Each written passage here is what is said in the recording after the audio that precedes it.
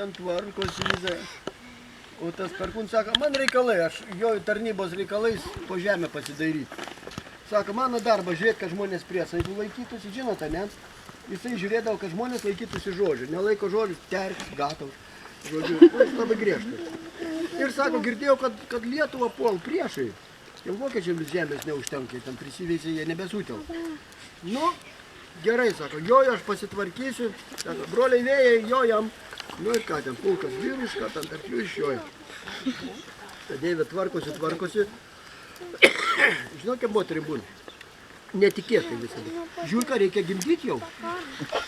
Ir pagimdė 7 vaikelius, įsivaizduojat. Bet reto gražumo. Dabar žiūrėkit, klausykitės, kokius vaikus pagimdė. Berniukai tai buvo rugelis, mieželis, apinėlis ir linelis. Atsiminsit? Tai yra kultūriniai augalai mūsų. Nu, duona visai. Ir mergelės pagimdė dar 3.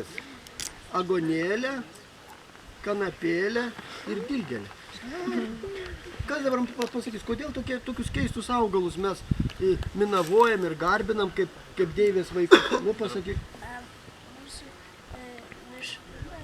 pusėsėlės višta buvo tokia pažytė ir jos buvo vardas kanapėlė. Kanapėlė, dievuliau, kaip gražu. O aš jums pasakysiu, pasirodo, tai buvo ne tik maistui, bet ir pluoštiniai augalai.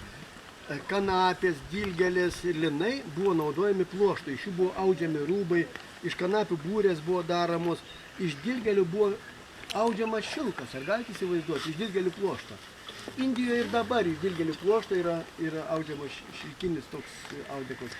Jis labai stiprus yra, labai tvirtas ir labai gražus. Toks stangrus.